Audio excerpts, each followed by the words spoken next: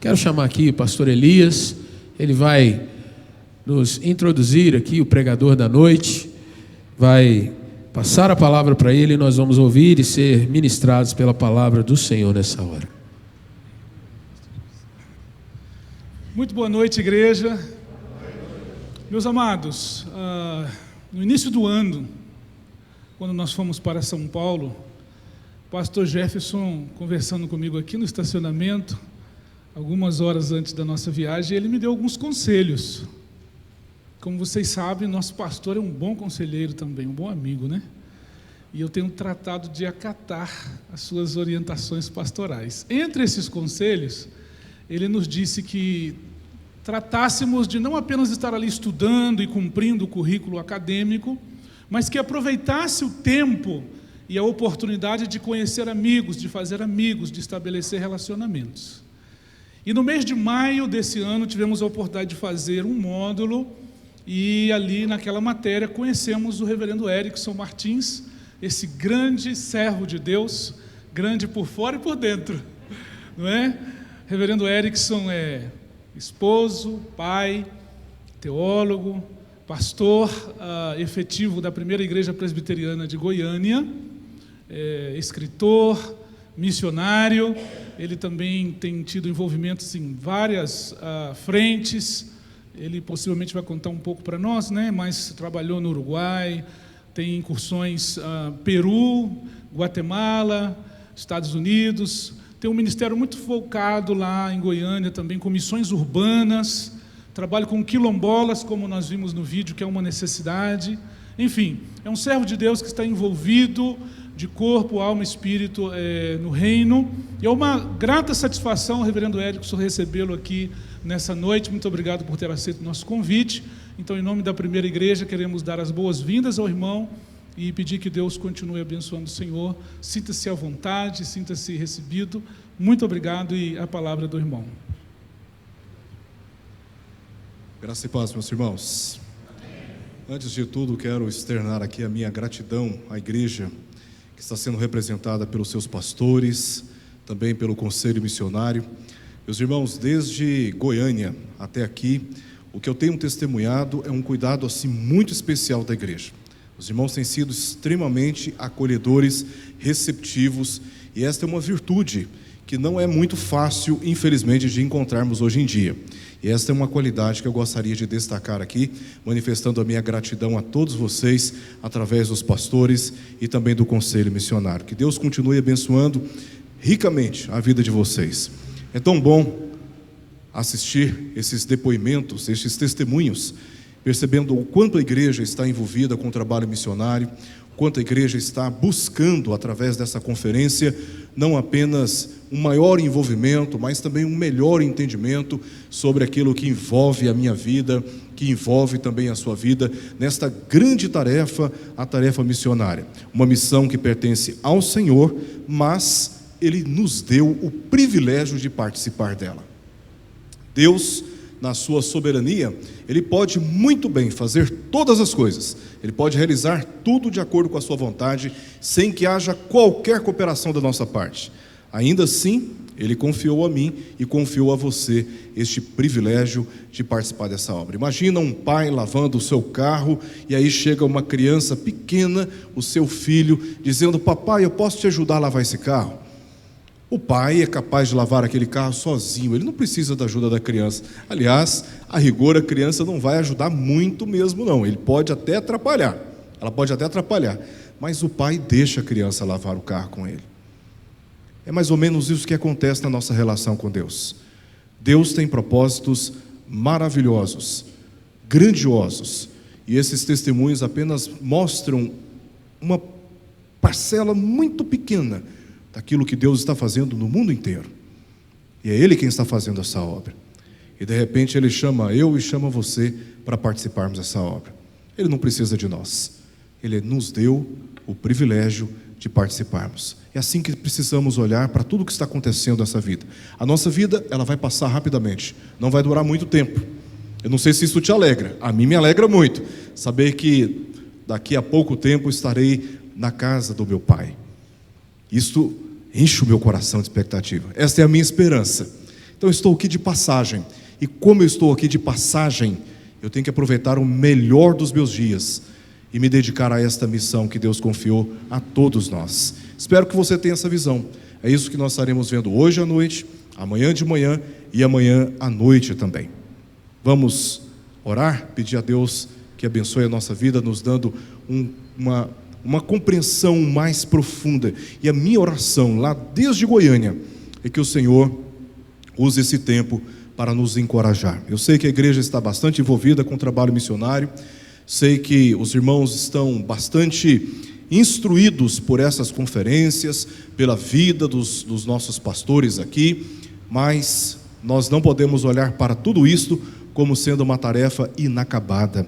Há muita coisa para ser feita ainda, há muita responsabilidade a ser adotada ainda. É isso que nós vamos tratar aqui, como me foi proposto. Vamos orar, pedir a Deus que fale aos nossos corações.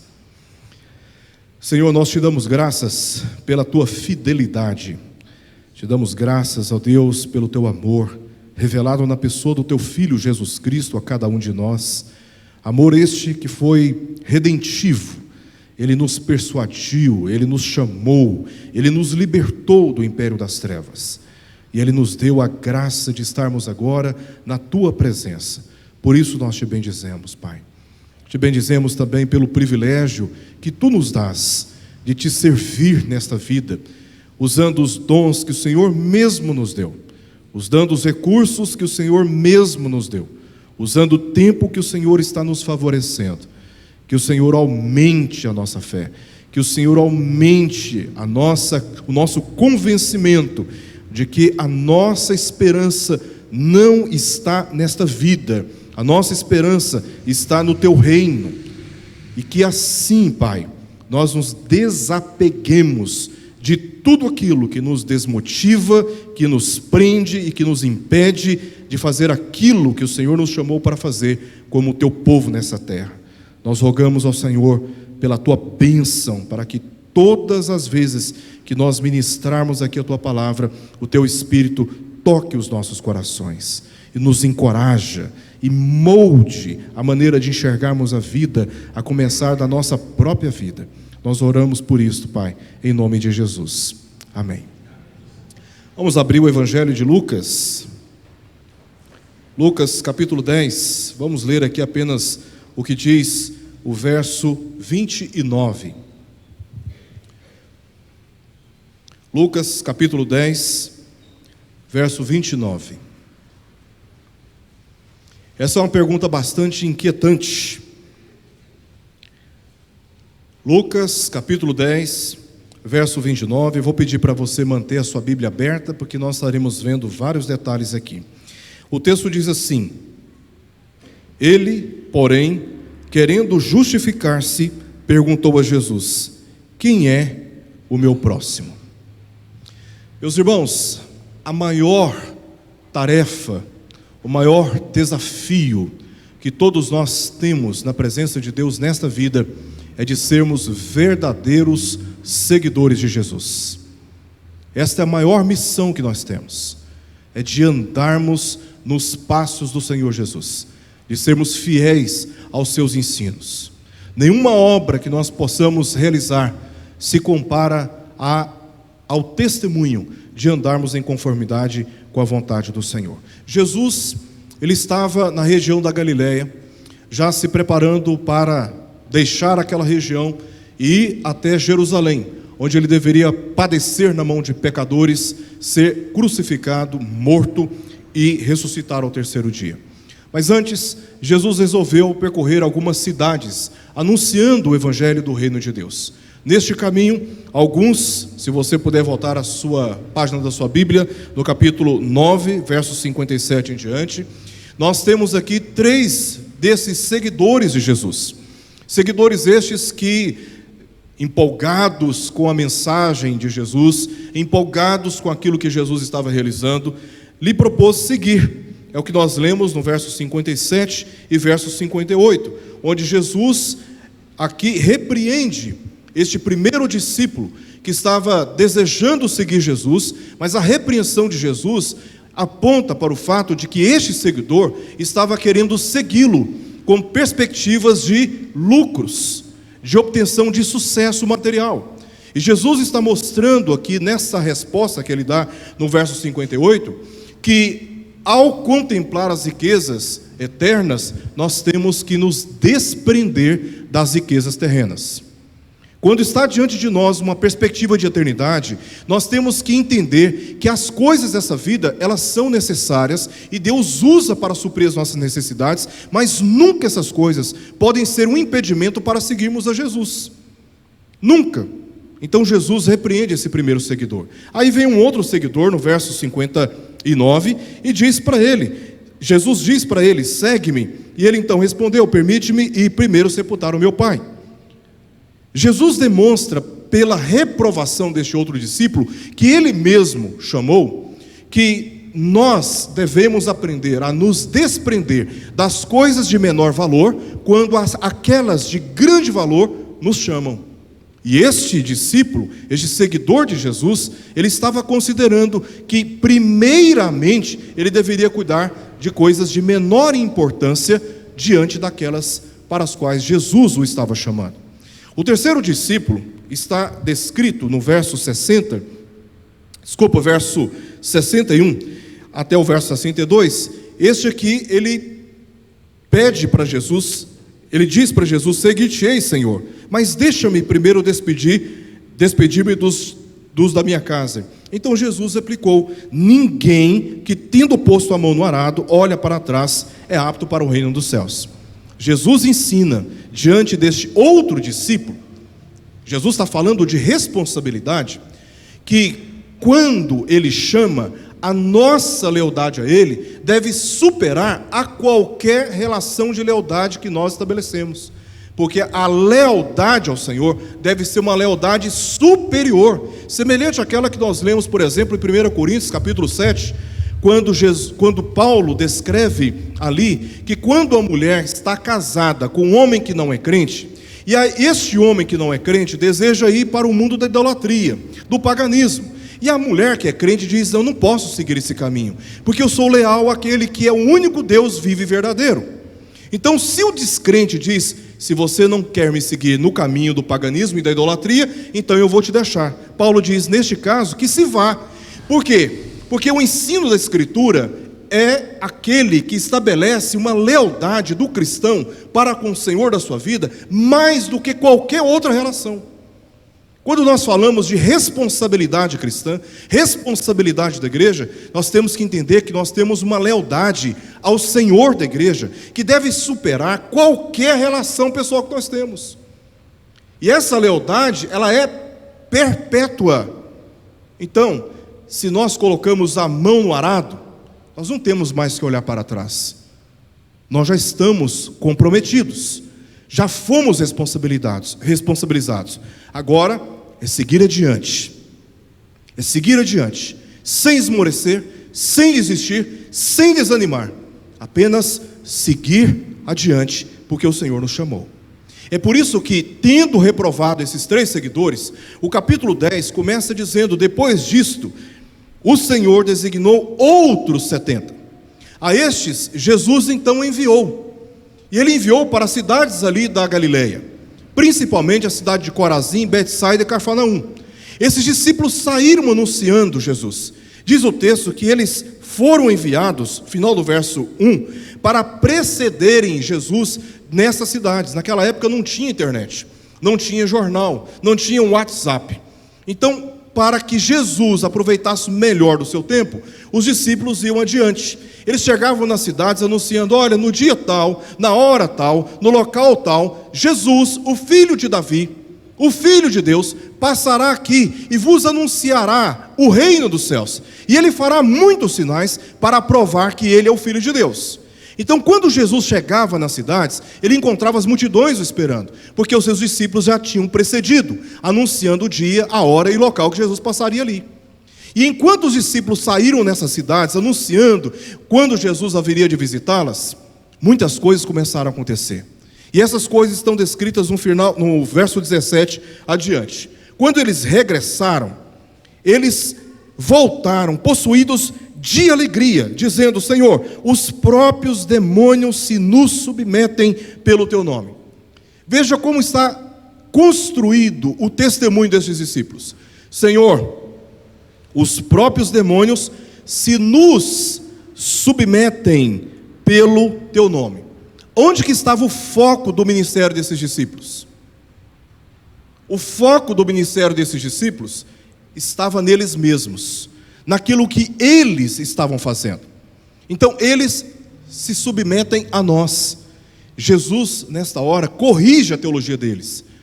Eles são instrumentos, mas eles não são a causa de tudo o que está acontecendo. A causa de tudo o que está acontecendo é o nome de Jesus. Eles estavam fazendo obras maravilhosas, mas eles estavam com foco neles. Então Jesus resolve corrigir a teologia deles no verso 18, mostrando o desfecho final desse conflito escatológico. Jesus diz no verso 18: mas ele lhes disse: eu via Satanás caindo do céu como um relâmpago. Jesus já contemplou a derrota de Satanás. O que eles estão descobrindo são apenas eventos preliminares de algo que Jesus já viu acontecer: a queda de Satanás, a derrota de Satanás. Então, na sequência, verso 19, Jesus declara a isenção ou a imunidade desses discípulos na sua missão. Eles estavam tendo sucesso no ministério, eles estavam observando tudo o que estava acontecendo por causa da autoridade do Senhor. Eis aí, vos dei autoridade para pisar de serpentes e escorpiões e sobre todo o poder do inimigo, e nada absolutamente vos causará dano. Isso coincide com aquilo que Jesus vai dizer mais adiante, depois da sua ressurreição.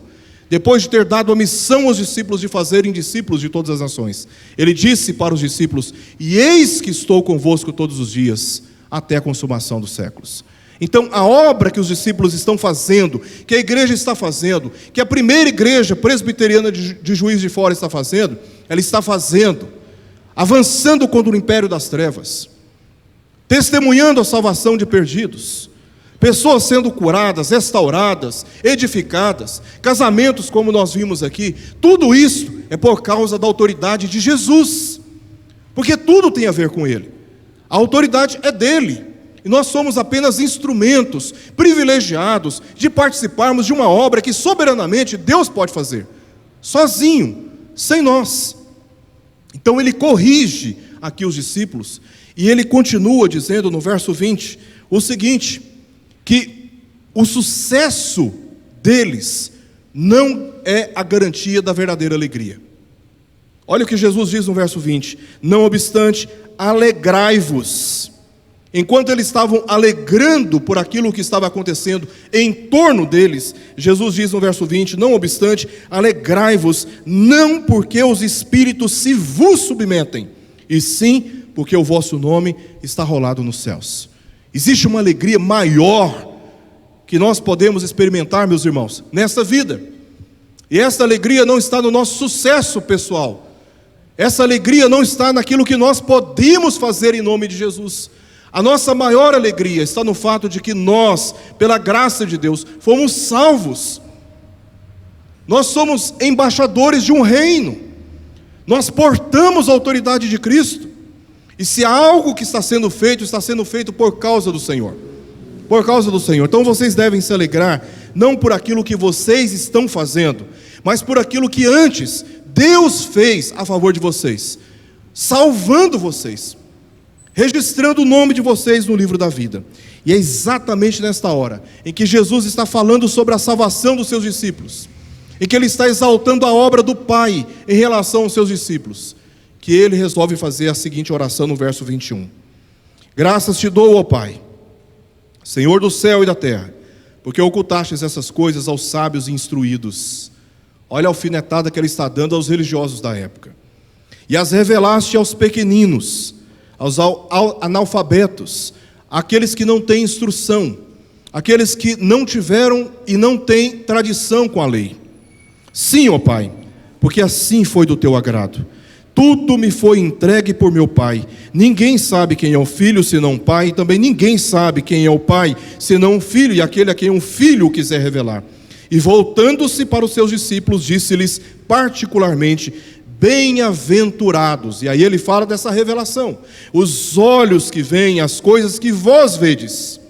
Pois eu vos afirmo que muitos profetas e reis quiseram ver o que vedes e não viram, e ouvir o que ouvis e não ouviram.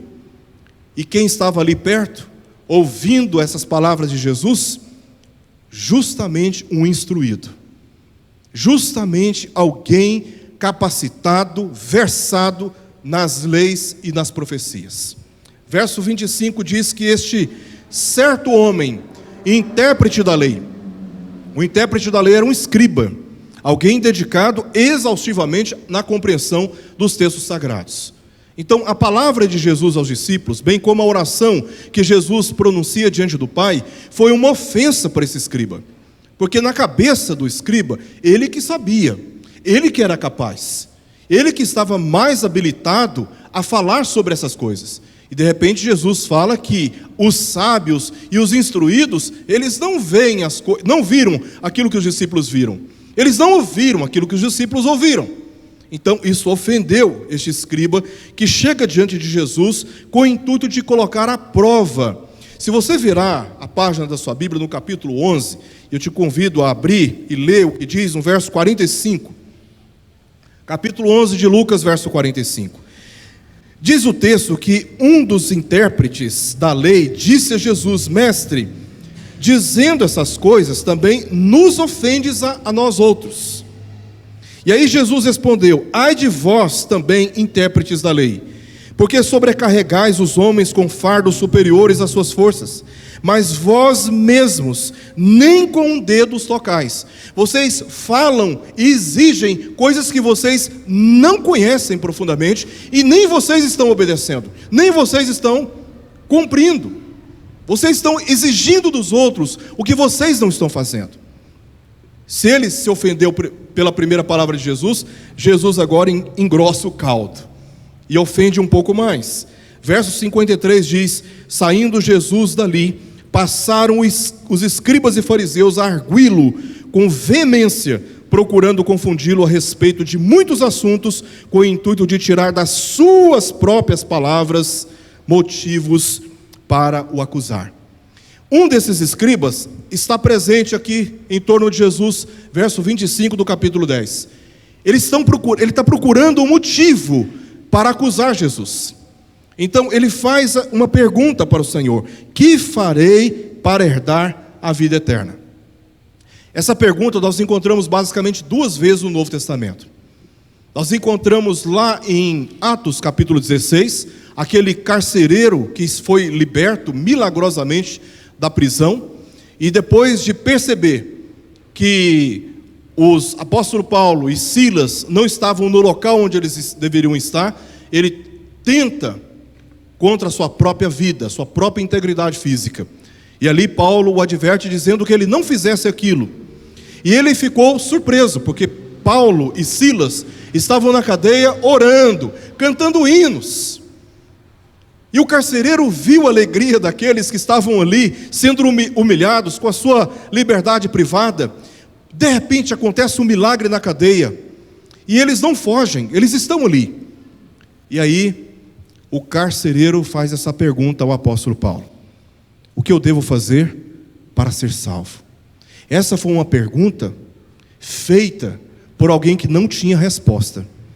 Diferente desse contexto aqui: o que farei para herdar a vida eterna? Essa é uma pergunta feita por alguém que sabia a resposta, e o próprio texto prova isso. Ele sabia, e o intuito dele foi de pegar alguma palavra de Jesus para acusá-lo. Então Jesus lhe respondeu, verso 26, que está escrito na lei, como interpretas? Veja como ele sabia exatamente a resposta para a pergunta que ele fez. Jesus, desde o capítulo 9 que nós estamos examinando, ele está tratando sobre a responsabilidade de segui-lo. Aqueles discípulos foram reprovados, os outros voltaram com uma teologia ruim, e este aqui agora está tentando confrontar Jesus a fim de induzir Jesus ao erro. Porque a responsabilidade de seguir a Jesus estava sendo uma grande dificuldade para cada um destes contextos. E aí Jesus faz a pergunta para ele: que está escrito na lei, como interpretas? E ele facilmente respondeu, usando um texto de Deuteronômio capítulo 6, verso 5: amarás o Senhor teu Deus de todo o teu coração, de toda a tua alma, de todas as tuas forças e de todo o teu entendimento. E aí ele completa fazendo citação de uma outra passagem, Levítico capítulo 19, verso 18, dizendo: amarás o teu próximo como a ti mesmo. Com esta resposta, o escriba ele está sintetizando tudo o que diz na lei. Ele sintetiza tão bem, que Jesus diz no verso 28, respondeste corretamente, faze isto e viverás. Você não quer saber como obter a vida eterna? Cumpre aquilo que você sabe, faça aquilo que você tem conhecimento, viva de uma maneira coerente a sua teologia. E surpreendentemente, como que esse escriba reage? Ele reage, verso 29, querendo justificar-se. O apóstolo Paulo diz em Romanos 3:20, que ninguém é justificado pelas obras da lei.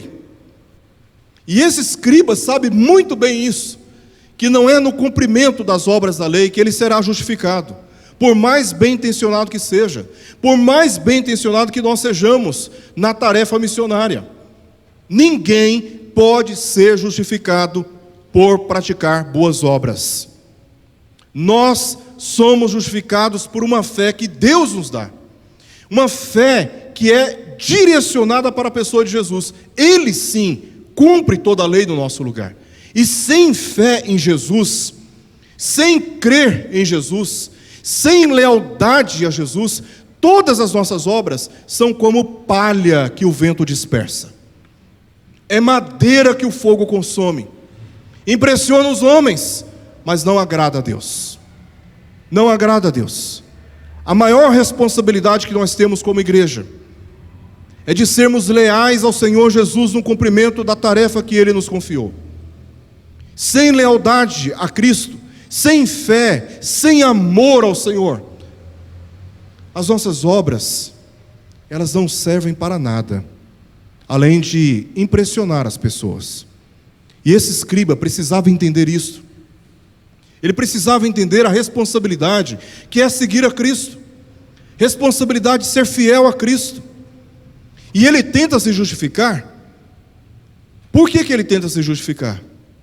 Porque Jesus em nenhum momento está o acusando aqui. Nós não lemos nada, nenhuma acusação de Jesus, apenas uma pergunta. Você respondeu corretamente, a sua teologia está perfeita, o seu entendimento está corretíssimo.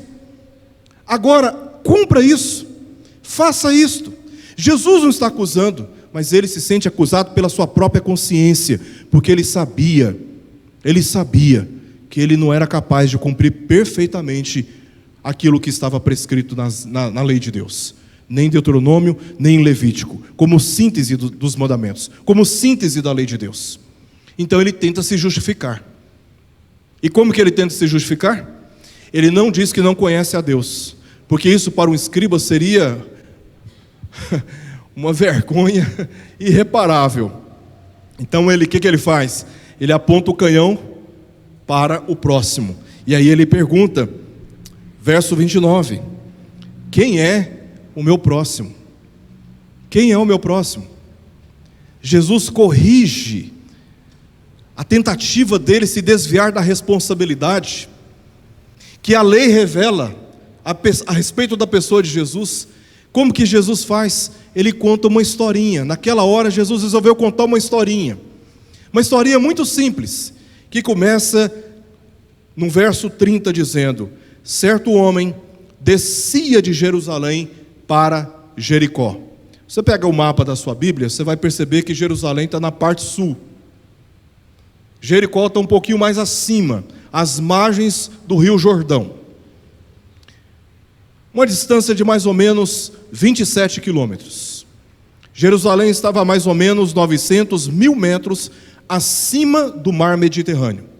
Por isso que ele desce de Jerusalém para Jericó. Porque Jerusalém foi construída, uma cidade construída numa região alta. Então, Jesus conta essa história de um certo homem que está descendo de Jerusalém para Jericó. E ele foi abordado ali por alguns salteadores, os quais, depois de tudo lhe roubarem e lhe causarem muitos ferimentos, retiraram-se, deixando-o semi-morto. Primeira menção que Jesus faz nessa história é de um personagem que está abordando com a intenção de tirar tudo que o outro tem e ainda lhe causar tantos ferimentos a ponto de ser considerado semi-morto. Ele está em estado de coma à margem do caminho. Depois Jesus continua dizendo o verso 31, casualmente descia um sacerdote por aquele mesmo caminho e vendo passou de largo. Semelhantemente, um outro personagem, um levita descia por aquele lugar e vendo também passou de largo. Aí vem um outro personagem, certo samaritano, que seguia o seu caminho, passou-lhe perto e vendo, compadeceu-se dele. E chegando-se, pensou-lhe os ferimentos, aplicando-lhes óleo e vinho. E colocando sobre o seu próprio animal, levou-o para uma hospedaria e tratou dele. No dia seguinte, tirou 2 denários, os entregou ao hospedeiro, dizendo, cuida deste homem, e se alguma coisa gastares a mais, eu te indenizarei quando voltar. Essa é a história que Jesus está contando aqui para este escriba. O que essa história responde diante dessa dificuldade de entender a responsabilidade de um verdadeiro seguidor de Jesus? Jesus conta essa história com a intenção de mostrar para aquele escriba quem é o seu próximo. Se você tem dúvida sobre isso, nós vamos tirar essa dúvida e você não tem como escapar da responsabilidade.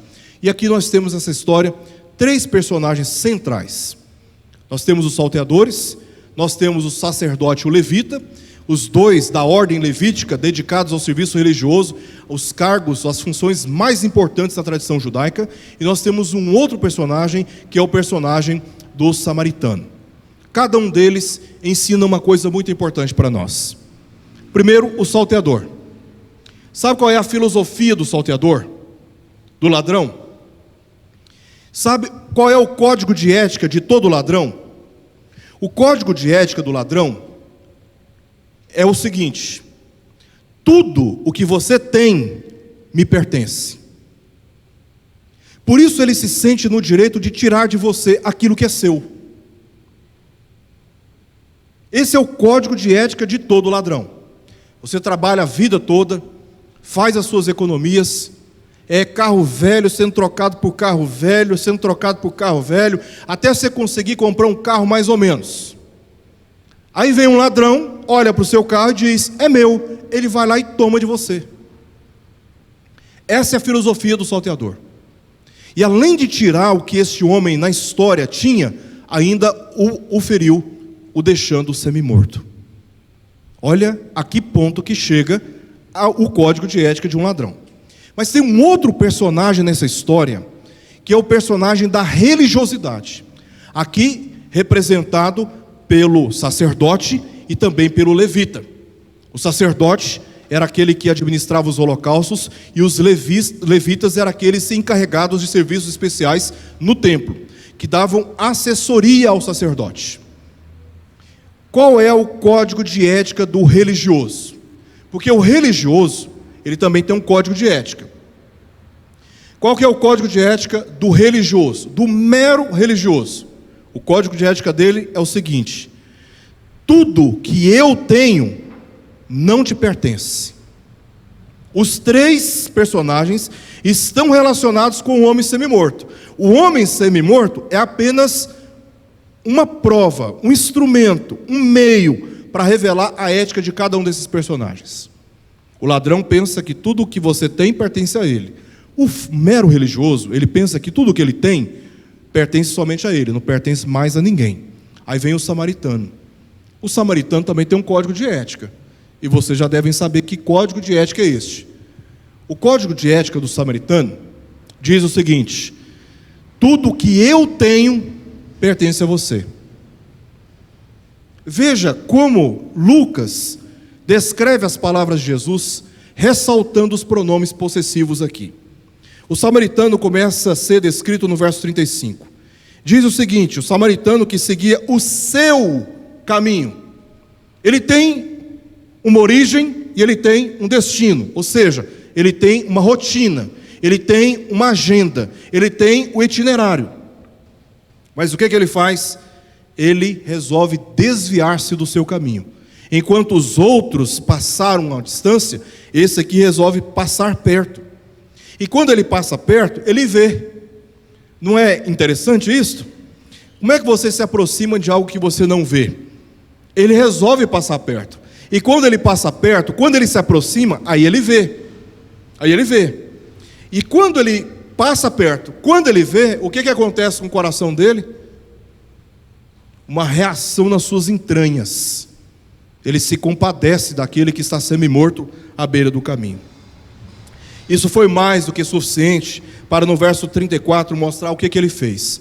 Ele resolveu usar ali o seu óleo e o seu vinho.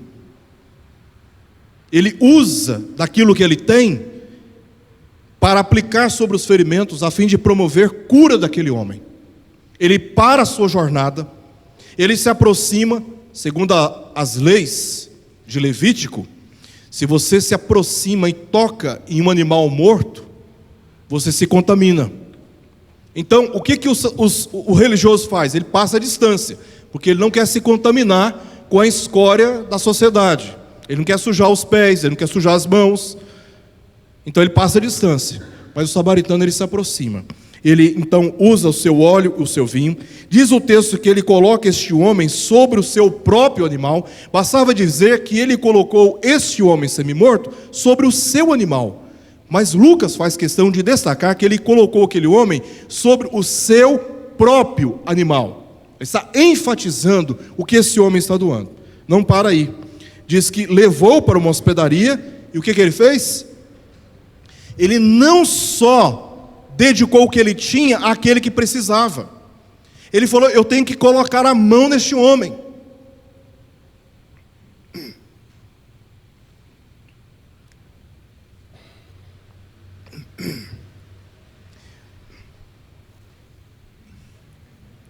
Eu tenho que tocar nele.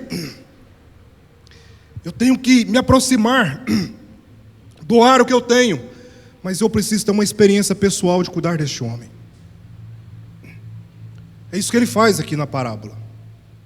Não para por aí. Verso 35. No dia seguinte, tirou 2 denários, os entregou ao hospedeiro, dizendo: cuida deste homem. Ele doa recursos financeiros. E ele faz aqui uma dívida, dizendo: se alguma coisa gastares a mais, eu te indenizarei quando voltar. Porque o que importa para mim não são os meus recursos, é ver esse homem restaurado. E o que for preciso para ver esse homem restaurado, pode contar comigo, que quando eu voltar, não importa qual é a dívida, eu vou pagar essa dívida. Eu vou pagar essa dívida. O que nós percebemos nessa parábola? Percebemos que Jesus está respondendo de uma maneira muito fácil para aquele escriba quem é o seu próximo. Se a desculpa de que eu não sei quem é o meu próximo está sendo um álibi para se desviar da responsabilidade, Jesus responde para ele de uma maneira simples, contando uma historinha que qualquer criança poderia responder aqui. A pergunta que Jesus fez foi: qual destes 3, verso 36, te parece ter sido o próximo do homem que caiu nas mãos dos salteadores? Qual desses 3 te parece ter sido o próximo daquele? Veja, o homem caído à beira do caminho, contado da história, ele foi apenas para revelar a condição de cada um dos personagens. E ele fala aqui dos 3. Por quê? Porque levita e sacerdote representam um só personagem, o personagem da religiosidade. Melhor, da falsa religiosidade. A resposta foi óbvia. Respondeu-lhe o intérprete da lei: o que usou de misericórdia para com ele. Ele não ousa falar ao samaritano, mas ele se refere ao samaritano. E Jesus responde para ele a mesma coisa que ele disse no verso 28. Ele repete exatamente o que Jesus já disse no verso 28. Vai e procede tu de igual modo. Faça isto. Faça isto. O que essa história de Jesus nos ensina sobre a responsabilidade cristã em relação à tarefa que ele nos confiou? nos ensina, primeiramente, que nós devemos identificar as nossas palavras a atos. Isso significa dizer que devemos estabelecer uma coerência entre aquilo que sabemos que devemos fazer e aquilo que precisa ser feito. Não basta apenas assistir à tarefa missionária. Não basta apenas ouvir falar da tarefa missionária. Todos nós precisamos nos envolver diretamente com a tarefa missionária. Essa é uma responsabilidade de todos nós. Deus já nos deu o privilégio da salvação. Privilégio este que produz grande alegria no nosso coração, porque podemos perder tudo nessa vida, mas nós nunca perdemos a salvação. E por isso temos uma grande responsabilidade, não de manter a nossa salvação, mas de testemunhar que fomos salvos por Jesus Cristo. E como que nós demonstramos isto? Identificando as nossas palavras, a nossa confissão, a nossa consciência, a um testemunho evidente de que estamos comprometidos com aquilo que o Senhor fez por nós. Esta é a nossa responsabilidade. Essa história nos ensina também que antes de nos envolver com tarefas grandiosas lá fora, precisamos resolver questões internas, pessoais e também dentro da nossa igreja. Dentro da nossa igreja. Meus irmãos, enquanto estivermos carregando dentro do nosso coração as impressões de um sacerdote e de um levita, que pensa que todas as bênçãos que Deus tem nos dado pertencem somente a nós, não pertencem ao outro, enquanto nós não resolvermos isso no nosso coração, nós não conseguiremos atender a responsabilidade que o Senhor nos confiou. Enquanto nós estivermos pensando que a nossa função dentro da igreja é de apenas consumir o que os outros estão produzindo, enquanto nós não nos levantarmos do banco, não erguermos a nossa cabeça, não arregaçarmos as nossas mangas, colocando a mão no arado e jamais olhar para trás, tirando dos outros, consumindo dos outros, criticando quem está fazendo, perturbando quem está tentando fazer alguma coisa nos trancos e barrancos, mas está tentando. Enquanto nós pensarmos que a nossa função é tirar do outro o que ele tem, nós não conseguiremos cumprir a nossa tarefa e a nossa responsabilidade. E Jesus usa a figura do samaritano, não apenas para ilustrar a missão do Filho de Deus, mas para continuar ensinando aquele escriba que, se ele realmente crê naquilo que ele conhece, ele deve fazer o quê? Ele deve usar tudo o que ele tem, a sua reputação, porque o sacerdote e o levita não quiseram comprometer a sua reputação, não quiseram correr o risco de serem criticados, não quiseram correr o risco de serem questionados lá na sinagoga, lá no templo, lá no sinédrio. Enquanto eles estavam ali evitando se aproximar daquele homem semi-morto à beira do caminho, eles não conseguiriam cumprir aquilo que se espera de um verdadeiro seguidor de Jesus. E aí a parábola do samaritano, que a gente chama a parábola do samaritano, porque o personagem principal ali realmente é o samaritano, está ali para mostrar que tudo que nós temos, o nosso tempo, os nossos pertences pessoais, os nossos recursos financeiros e a disposição do nosso coração de colocar as mãos nessa realidade, meus irmãos, enquanto nós não nos aproximarmos, nós não veremos. E enquanto nós não vemos o que está acontecendo no mundo, nós não vamos nos compadecer. Nós vamos achar belíssima obra missionária, mas nós não vamos ter emoção. Sabe aquela emoção quando o Atlético Mineiro faz um gol? Quem mais aqui que joga aqui? Eu não sei quais são os times aqui, mas Flamengo, você está ali naquela vibração, naquela emoção, naquela alegria. Quando faz um gol, você pula de alegria, você para a sua agenda, você faz tudo pelo seu time. Mas nós não vivemos essa alegria quando um pecador se arrepende do seu pecado. Nós não paramos a nossa agenda e não priorizamos o cuidado dos pobres, dos necessitados, dos perdidos. Nós não paramos a nossa agenda, não organizamos a nossa agenda para investir em discipulado de pessoas que estão começando a fé agora. enquanto nós não resolvermos problemas do nosso coração, nós vamos continuar vivendo uma mera religiosidade cristã. E o pior, afirmando para nós mesmos que somos seguidores de Jesus. Porque quando nós olhamos para Jesus, o que nós vemos no testemunho de Jesus é essa completa doação em favor do outro. Essa completa doação em favor do outro. Nós temos que aprender, meus irmãos, temos que nos dispor, primeiro, a não nos descansar, não nos conformar com o que já está sendo feito, porque há muito a ser feito ainda. Essa tarefa ainda não acabou. Nós temos muito a fazer ainda pelo trabalho missionário. Eu me lembro uma vez no Peru, foram 11 anos investindo em evangelização no Peru, indo e voltando, levando equipes e tudo mais, mais de 15 mil Bíblias distribuídas lá. Tivemos a oportunidade de subir um monte chamado Huacoto. Foi um monte muito alto, e as mochilas cheias de Bíblias, materiais para crianças, porque nós tínhamos que ir antes do sol se pôr, porque esfria muito lá em cima, muito vento. Tínhamos que levantar bem cedo e fazer a nossa caminhada que durou 7 horas até chegarmos lá em cima. 80 famílias lá em cima, 80 famílias. Por que demorou tanto? Porque o oxigênio era pouco. A gente já dava 15 minutos, descansava uns 15, andava mais uns 15 minutos, descansava mais uns 15 minutos. Mas quando nós chegamos lá em cima, 80 famílias. E enquanto nós estávamos subindo aquele monte, mochilas pesadas de Bíblias nas nossas costas, uma palavra me veio à mente. E eu fiquei refletindo.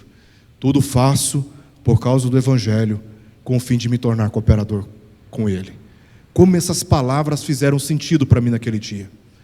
E a gente chegamos lá, tantas crianças com a pele toda estourada por causa do frio, os dentes arrebentados. Subimos com material de higienização bucal, material para darmos conscientização, Bíblias, várias coisas. E fizemos aquele trabalho, e ao descer daquele monte, voltamos com irmãos chorando da equipe, alguns pensando que talvez nunca um missionário chegou lá. Quando você se aproxima, você vê a realidade, seu coração queima. Você não consegue ter paz na sua vida. A sua vida cristã nunca mais será a mesma, porque ela conheceu uma experiência mais excelente do que simplesmente cumprir uma rotina no meio da semana, de vir para a igreja, levantar as mãos, voltar para casa, e nesse ciclo viciado, sem um significado maior que a ponte para a eternidade. Jesus está ensinando para nós que estamos aqui de passagem, e tudo que nós temos que doar, temos que oferecer. Nós temos responsabilidade com a obra missionária. O Senhor confiou a nós este testemunho, o testemunho da salvação. Ele está dando graças a Deus pela salvação dos discípulos. Um escriba tentou desqualificar o testemunho de Jesus, mas com habilidade Jesus mostrou para ele que essa desculpa de que quem é o meu próximo eu não sei, Jesus conclui com essa parábola dizendo que precisamos aumentar o nosso círculo de amor. A gente fica nos nossos guetos dentro da igreja, termina o culto, às vezes tem um campo missionário dentro da igreja, um visitante que não conhece o Evangelho, terminou o culto, e aí não tem ninguém para conversar com ele, porque terminou o culto, a gente se fecha nos nossos grupos ali de amizade, de afinidade, e aquele visitante que veio na expectativa de ser acolhido, ter alguém para conversar, orar com ele, ele fica todo sem gracinha, despede ali, dá a cena aqui, ali, vai cortando todo mundo e vai embora, e a gente não sabe quem é.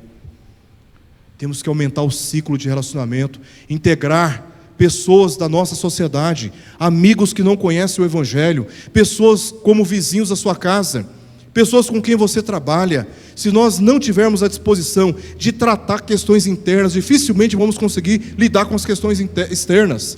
Temos que aprender a nos envolver com pessoas que estão à beira do caminho semi-mortas. Envolver e integrar essas pessoas na nossa agenda. Olhar para essas pessoas com um objetivo missional. A gente olha para o caso lá longe, Paraíba, né? Paraíba, Índia, Peru, Guatemala, lugares longes, que nem todos vão. E nós temos pessoas em nossa volta que precisam ser olhadas com o olhar do amor de Deus, que precisam ser alcançadas, e que estão ao nosso alcance. E que ao lado dessas pessoas, nós somos responsáveis. Quem é o nosso próximo? Todo aquele que está ao nosso alcance. Quem é o seu próximo? Todo aquele que está ao seu alcance. nós não temos desculpas diante de tão grande responsabilidade. Que Deus tenha misericórdia de nós, nos conscientize, nos use, nos dê poder do Espírito Santo para romper com barreiras no nosso coração, romper com uma visão limitada da vida e aprendermos a sermos doadores da nossa própria vida, de tudo que nós temos, a favor daqueles que ainda não conhecem o Evangelho do Senhor Jesus. Somos privilegiados, mas também somos responsáveis. Somos responsáveis pelo privilégio que o Senhor nos deu. Que Deus use a minha vida e use a sua vida para a glória do nome dEle. Vamos orar mais uma vez? Senhor, guarda essa palavra, Senhor, no nosso coração. Nos abençoe conforme a Tua vontade e usa-nos, ó Deus, para atender a Tua vontade a qualquer custo, Senhor. Não nos permita, Pai, nos esquecer da missão que o Senhor está cumprindo neste mundo, pela obra do Teu Filho Jesus, por esse privilégio que o Senhor nos deu de cooperar com esta obra como comunicadores do Teu Evangelho. E que façamos isto, cientes da responsabilidade que temos com o nosso próximo, com todos aqueles que estão ao nosso alcance. Guarda, Senhor, a nossa vida debaixo da Tua mão poderosa e perdoa, Senhor, os nossos pecados. Nós oramos por isso em nome de Jesus. Amém, Pai.